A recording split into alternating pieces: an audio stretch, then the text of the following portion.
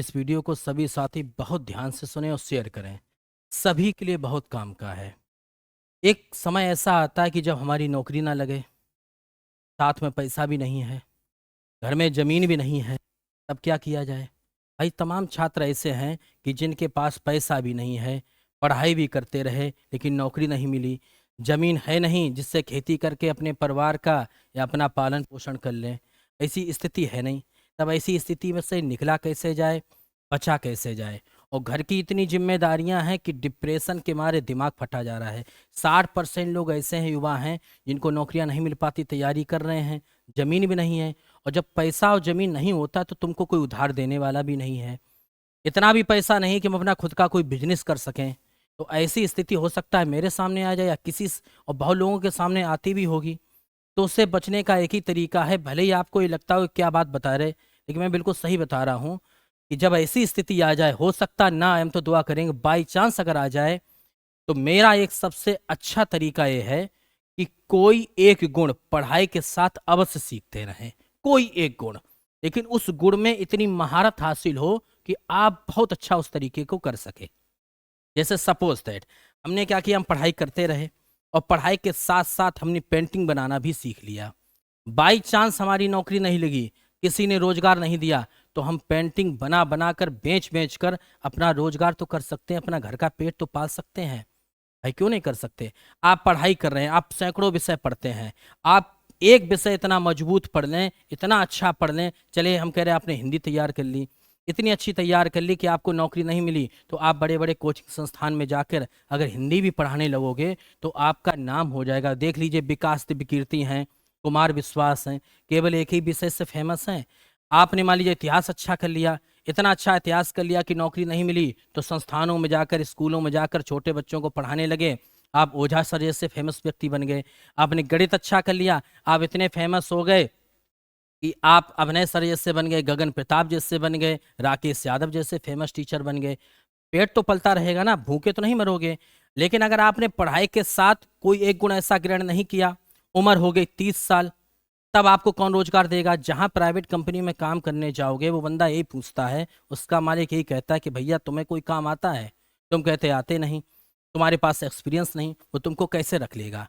निश्चित सीखते रहो। जिन लोगों के पास ना पैसा है ना जमीन है और जिन्हें लगता है कि नौकरी नहीं मिली तो मेरे घर का, मेरे परिवार का या मेरा पालन पोषण कैसा होगा, वो निश्चित करते रहें।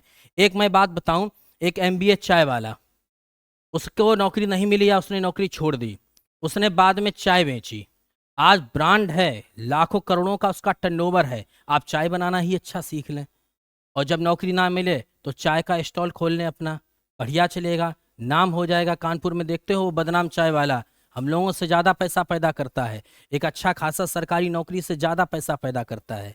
एक हमने पढ़ा था कल मोबाइल में, एक ग्रेजुएट चाय वाली है पटना की, ग्रेजुएशन कर लिया, लड़की है, और उसने क्या किया कि चलो अब मेरा काम धंधा नहीं चल रहा, परिवार की जिम्मेदारी, उसने चाय की दुकान खोल ली। आज यूट्यूब पे वायरल है, लोग उसकी प्रशंसा करते हैं, उसकी मिसाल देते हैं, पूरे परिवार का पालन पोषण कर रही है।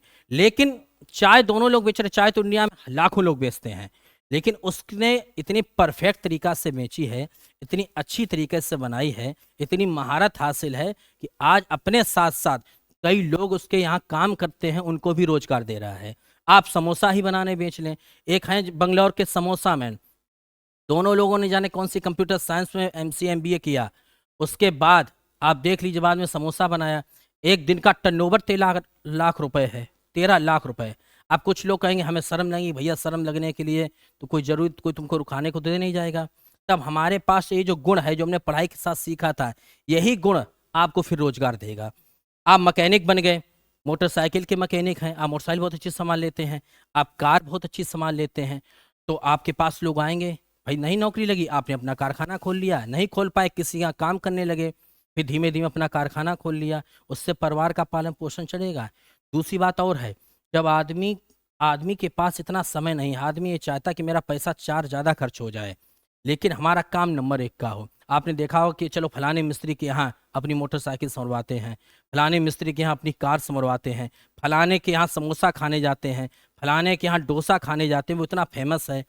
आप नहीं हुआ, आप बहुत अच्छे टाइपराइटर बन गए, टाइपिंग करने लगे, नहीं नौकरी मिली, कोई बात नहीं, इतने अच्छे टाइपराइटर हैं कि भैया तहसील में बैठकर अपना रोजगार प्राप्त कर लेंगे। आप एक हमारे मोहम्मदाबाद आपने सुना होगा, हमारे पास ही, मैं तो लोकल का ही एग्जाम्पल दे रहा हूँ। मोहम्मदाबाद में रसगुल्ला बेचते हैं, केवल रसगुल्ला।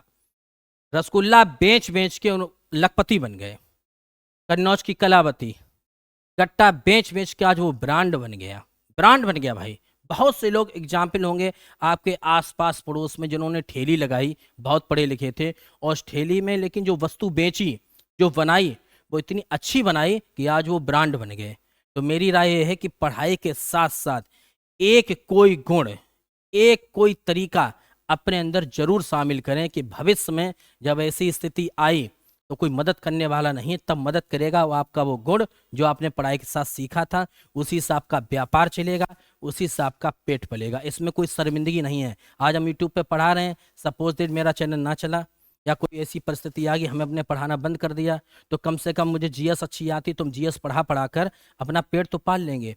एक गुण आज से आप तैयार कर लें जो आपको पसंद हो, निश्चित तैयारी शुरू कर दें उसकी। जय हिंद।